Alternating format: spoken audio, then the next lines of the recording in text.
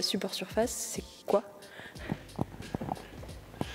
Support surface, c'est un mouvement qui va apparaître sous ce nom lors d'une exposition au Musée d'Art moderne de la ville de Paris à l'automne 1970 et qui regroupe un certain nombre d'artistes qui vont profondément transformer l'approche de la peinture en France et de la sculpture et qui revendiquent donc cette inscription dans une pratique, la peinture, ou la sculpture, mais en même temps qui la transforme complètement. On ne la considère plus du tout de la même manière. Ce qui les inscrit pleinement dans les avant-gardes de la fin des années 60. On peut penser à l'Arte Povera, au land art, au minimalisme par exemple, mais en même temps qui les singularise, puisque tout en étant intégré dans ce mouvement de transformation des formes, il revendique une inscription dans ce qu'on appelle un médium spécifique, qui est la peinture ou la sculpture. Alors, l'exposition, on a choisi de construire l'exposition sur une période qui est 1966-1970. Je le disais tout à l'heure, le groupe, avec ce nom, apparaît en 1970. Donc l'exposition se termine avec l'apparition du groupe sur la scène de l'art. Mais les démarches se sont constituées dans les années qui précèdent. Elles sont pleinement constituées, on peut dire, en 1970. Et on peut voir comment, à partir de 1966, les choses vont se mettre en place à partir de la remise en cause du tableau de Chevalet comme lieu d'élection de la peinture. Et à partir de là, il va y avoir une transformation donc, des démarches des artistes. Et durant cette période, en plein milieu de cette période, nous avons mai 68. Et les démarches des artistes vont pleinement s'associer, la remise en cause de la peinture va pleinement s'associer à la remise en cause sociale, politique, qui est celle de mai 68. D'autre part, les artistes vont mobiliser tout un ensemble de connaissances qui se développent alors en France, dans les milieux intellectuels, dans les sciences sociales, qui remettent elles aussi en cause la manière dont on appréhende les sciences sociales et les sciences humaines. C'est ce qu'on a appelé la French Theory aux États-Unis. Ce sont avec des auteurs comme Derrida, comme Roland Barthes, comme Foucault, comme Althusser ou Lacan. Et les artistes vont associer la remise en cause du tableau à la remise en cause des connaissances qui s'opèrent dans le champ intellectuel et aux remises en cause politiques et sociales qui s'opèrent aussi durant cette période. Et donc il va y avoir une effervescence artistique, intellectuelle, où toutes ces choses-là semblent se rejoindre durant ces années. Comme je le disais, Support Surface a une importance majeure dans l'histoire de la peinture en France, aujourd'hui encore. C'est-à-dire que la transformation qu'ils vont opérer va profondément marquer l'histoire de l'art en France. C'est un mouvement que je pense très important et très intéressant aussi à faire dialoguer avec les autres avant-gardes de cette période-là. Donc pour moi, il me semblait, quand j'ai commencé ma thèse, je m'intéresse aussi à la création contemporaine, aux artistes beaucoup plus jeunes. Mais il me semblait qu'il y avait là quelque chose à comprendre précisément pour savoir en quelque sorte d'où on vient, ce qui est toujours un petit peu ce qu'on recherche quand on fait de l'histoire et de l'histoire de l'art.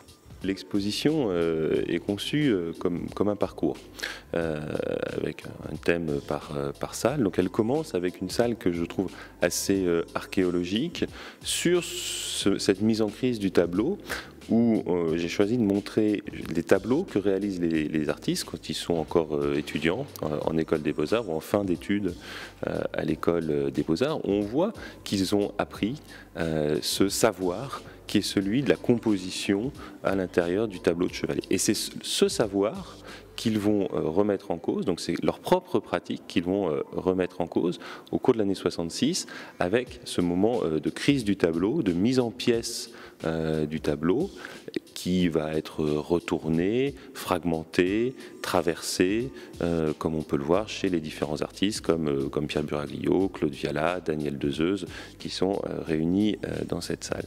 Et c'est à partir de cette mise en crise que vont se constituer les démarches des artistes. Et la salle suivante montre comment ils vont développer finalement des processus qui vont intégrer une matérialité des éléments de la peinture, s'associant à un retrait de l'artiste, puisque justement l'artiste n'est plus celui qui détermine les formes qu'il va composer à l'intérieur du tableau, mais ils vont solliciter les éléments de la peinture, la toile, le châssis, par exemple. La salle suivante est une salle qui concerne une confrontation, des confrontations, qui est pour moi très importante parce que elle confronte les artistes de support surface au nouveau réalisme. Alors elle se réfère à une situation historique qui est que les artistes qui vont être membres de Support Surface ont pour la plupart, pour un bon nombre d'entre eux, résidé à Nice. Et Nice, à cette période-là, est un endroit qui est marqué par le nouveau réalisme, où a séjourné Yves Klein, où réside Armand, Martial Reiss. Et les artistes vont se confronter à ce nouveau réalisme, et on voit comment, j'ai voulu montrer dans cette salle, à travers les œuvres qui sont réunies, comment finalement il y a une sorte d'opposition constructive, c'est-à-dire qu'ils vont intégrer certains éléments du nouveau réalisme, mais pour en faire totalement autre chose. Et il ne faut pas oublier non plus que le nouveau réalisme, dans son premier manifeste de Restani, proclame une fin de la peinture. Donc s'opposer au nouveau réalisme, c'est aussi dire la peinture n'est pas finie, à condition, bien sûr, qu'on la fasse autrement. Et je crois que c'est aussi, sur le plan de l'histoire de l'art, très intéressant de montrer que l'opposition est constructive, que ce n'est pas simplement des proximités ou des parallèles qui produisent des choses, mais c'est aussi des fois des confrontations et des oppositions.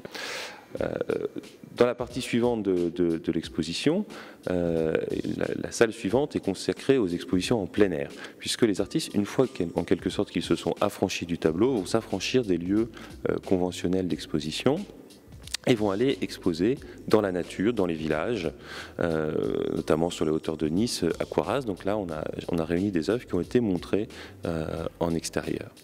Et puis, par la suite, j'ai voulu profiter de la plus grande salle du musée pour montrer comment, à partir de là, les œuvres des artistes vont se déployer dans l'espace, affranchis du tableau, expérimentées dans la nature. Lorsqu'elles reviennent dans des espaces d'exposition dès les années 69-70, eh bien, elles vont complètement investir l'espace, pas simplement les murs, mais l'ensemble de l'espace. Et les accrochages ont une certaine densité qui doit justement aussi permettre de ressentir la vitalité, la jubilation qu'il y a dans ce moment-là. On n'est pas dans un accrochage caractéristique de l'accrochage muséal par la proximité des œuvres, par leur densité, mais justement plutôt dans une volonté de donner à percevoir la vitalité qui était celle de cette période. Et puis la dernière salle, eh bien, réunit plutôt des choses que l'on peut regrouper autour de l'objet et qui mobilisent des gestes de la main, une transformation par des petits gestes de la main, qui est une autre dimension de support surface, qui est une dimension à mon avis très importante, puisque les artistes ne font pas que remettre en cause la peinture en faisant retour sur ses constituants, la toile, le châssis, etc., mais aussi réinventent la peinture en intégrant ces petits gestes qui sont constitutifs de notre rapport au monde, qui sont une forme de savoir primitif ou de savoir premier qu'on va mobiliser dans notre rapport au monde et à la nature.